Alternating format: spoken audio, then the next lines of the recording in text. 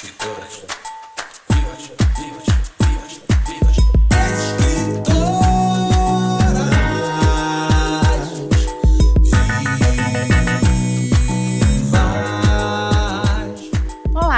eu sou Ionara Costa e esse é o videocast A Escrita para Empoderar as Estudantes de São Gonçalo.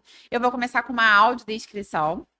Eu sou uma mulher de pele morena clara, tenho cabelos castanhos finos, tenho 1,60 m, estou usando um blazer preto e uma camisa com a logo das Escritoras Vivas. Estou num estúdio repleto de livros de autoria feminina e com pequenas flores.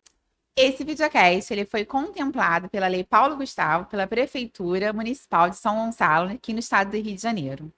E nós temos o objetivo de tratar sobre como a literatura pode empoderar as meninas e mulheres.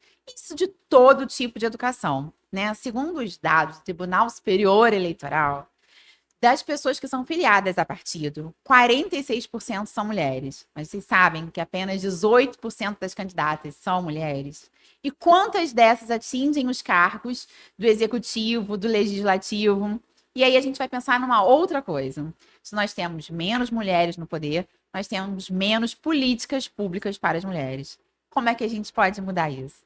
E para começar essa conversa, nosso primeiro episódio, nós vamos falar sobre os historicídios cometidos. E nós vamos convidar a nossa querida professora Suzane Veiga. Oi, pessoal, tudo bom? Meu nome é Suzane Veiga, eu tenho 34 anos, sou aqui de São Gonçalo, tenho 1,64 m, eu estou vestindo a blusa das Escritoras Vivas, por cima uma camisa preta, eu tenho cabelos cacheados, crespos até a altura dos ombros, olhos verdes e pele branca clara. Bom, eu estou muito feliz, primeiro, de estar aqui hoje. Acho que é um momento histórico que a gente está vivendo. Falar sobre autoria feminina, sobre protagonismo das mulheres aqui em São Gonçalo é um tópico, um assunto de primeira necessidade. E para a gente começar falando sobre os apagamentos, né? É o historicídio, que eu acho um termo que a gente usa muito importante. Eu aprendi esse termo com você.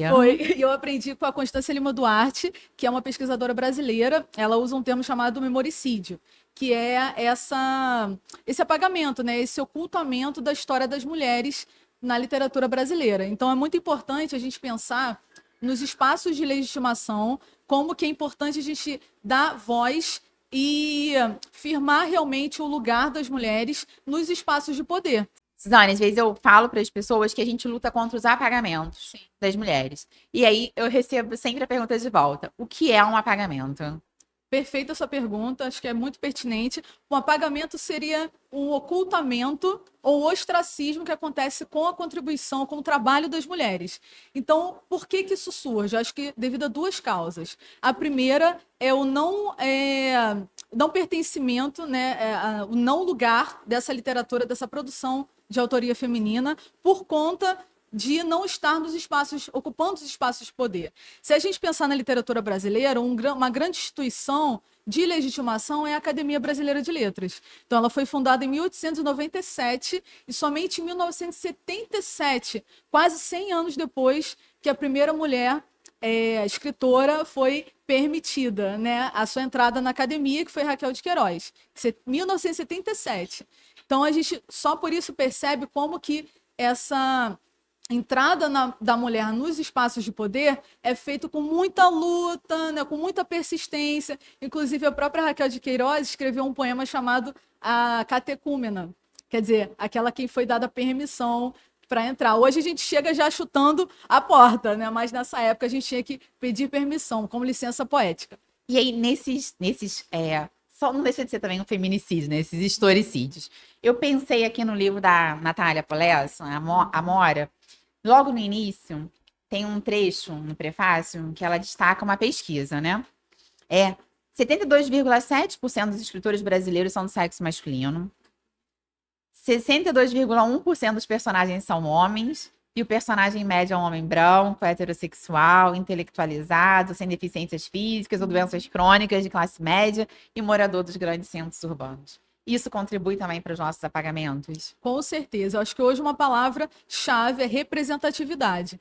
Então, provavelmente, o que acontece é um reflexo do que a gente vê na sociedade, né? Os espaços ocupados por homens histórias escritas por homens brancos, né, héteros, detentores do poder, e isso se reflete também na literatura. E se reflete no pertencimento. Que a gente Exatamente. nem fala que se pertence a São Gonçalo, né, gente? Exato. Quantas vezes a gente fala assim, eu moro em outro lugar? Porque a gente nem vê histórias também daqui. Se a gente for revisar esses dados, a preocupação triplica. Por exemplo, nas premiações, nas grandes premiações, Jabuti, enfim, Prêmio Machado de Assis, Camões, a gente tem que pensar também nesses espaços, porque provavelmente quem seleciona os autores também são homens. Então, acabam sendo a maioria de homens nesses primeiros lugares. Os Não nomes dos porque prêmios já são nomes dos homens. Exatamente, não porque as mulheres não têm uma produção significativa, mas essa seleção, os critérios estão sendo parciais.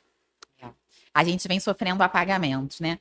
E eu acho que uma coisa que chamou muita atenção para mim é. Eu fiz uma pesquisa recentemente sobre mulheres na literatura de São Gonçalo.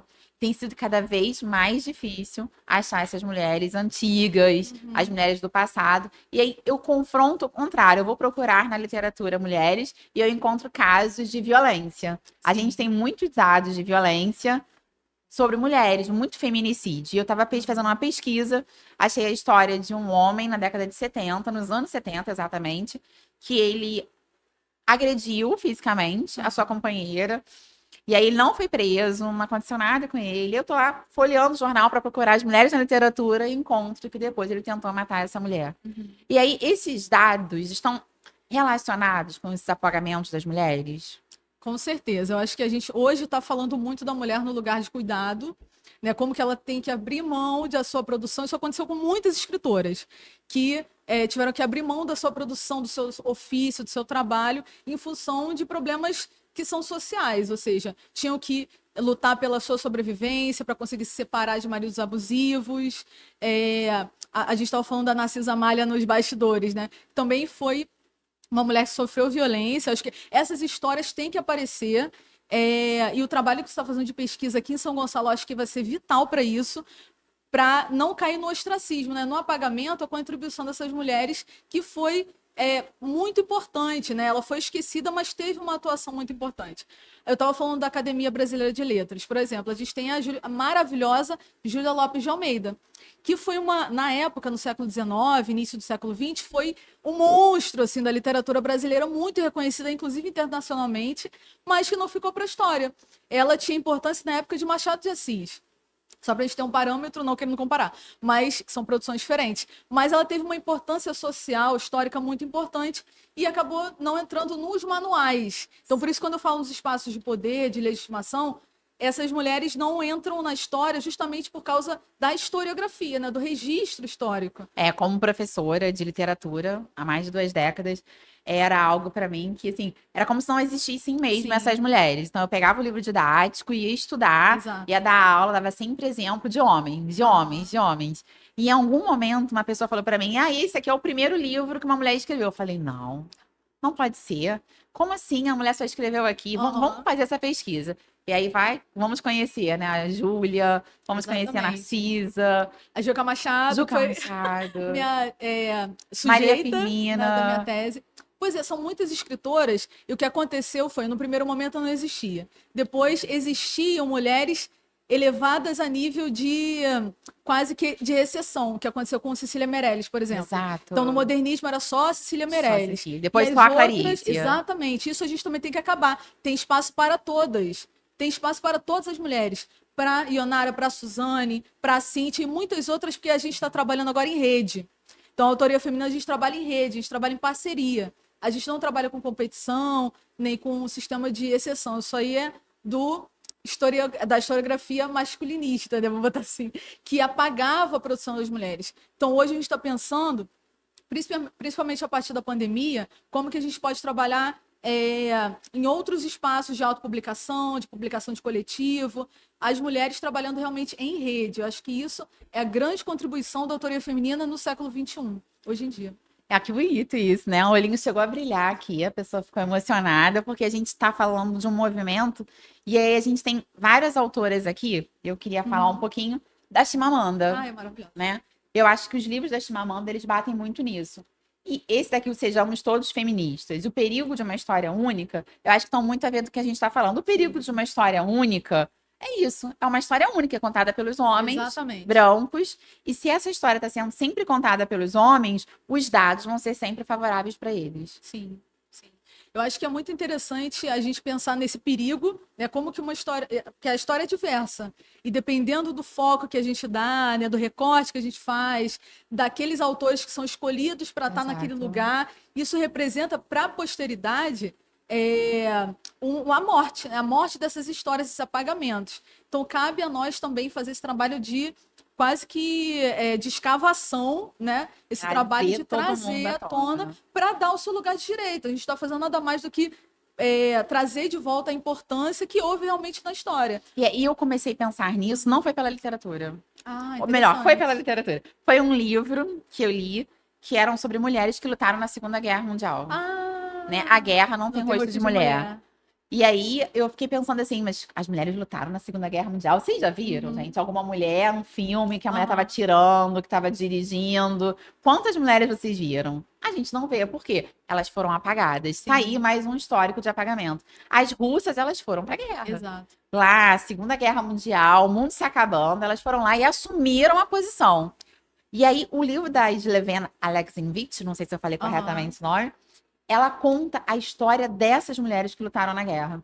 E toda vez que uma mulher ia ser entrevistada, tinha um problema. Era, não conta que você lutou na guerra. Uhum. O marido falava, se você for contar, não chora. Uhum. Mas eu preferia que você não contasse. E elas escondiam as suas roupas. Elas escondiam as medalhas que elas ganharam. Como se elas que tivessem cometido um crime. Aham. Elas foram pra guerra lutar contra o nazismo. A gente era para ter filmes sobre elas, ódios sobre elas, mas não, elas sofreram um apagamento. Eu acho que essa é muito pertinente. Se a gente for pensar como metáfora, a gente está na mesma trincheira, né? As escritores e escritoras na mesma trincheira, lutando pelo espaço da literatura. Porém, as escritoras que estavam lado a lado, né, com esses escritores, foram ocultadas. Então, esse trabalho de trazer à tona e dar o seu lugar de direito de mérito. E aí a gente tem que sempre pensar, gente, quem são as escritoras? Pensar, olhar a sua estante.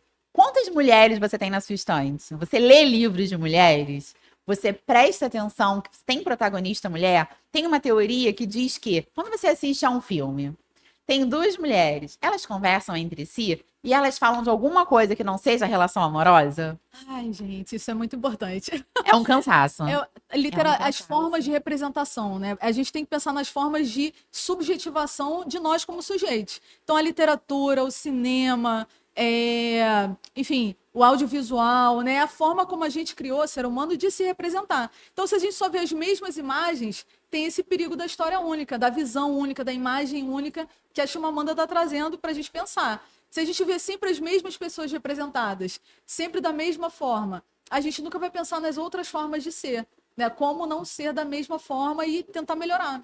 E a gente tem essa impressão, né? Esses dias a Angélica, apresentadora, ela gravou um vídeo falando que se tem uma vaga, abriu uma vaga para o mercado. Se o homem tem 60% dos pré-requisitos daquela vaga, ele se candidata.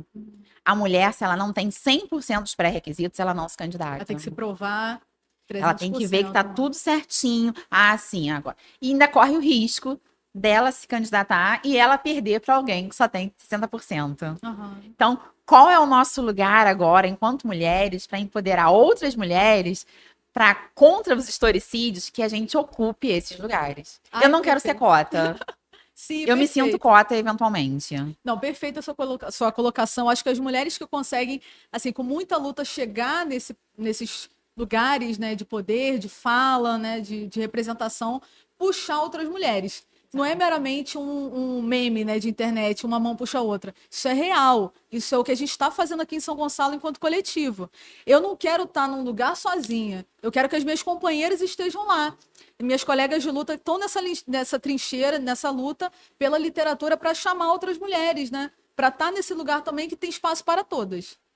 Fala um pouquinho agora para as professoras de São Gonçalo, para Sim, as professoras de educação básica, né, resumidamente, como elas podem combater esses historicídios na sala de aula. perfeito. Eu acho que esse é um ponto-chave, porque nós, como professoras, a gente tem o poder de trazer para a nossa sala de aula escritoras, bibliografia de pesquisadoras brasileiras, né? Trazer essas mulheres que estão pensando, essas intelectuais, para mostrar para as nossas alunas, para as nossas meninas, que a gente não está no lugar de passividade, que a gente está no lugar de produção. Produção de conhecimento, produção de literatura, produção de voz. Arrasou. Muito obrigada. Obrigada. Acho que foi ótimo.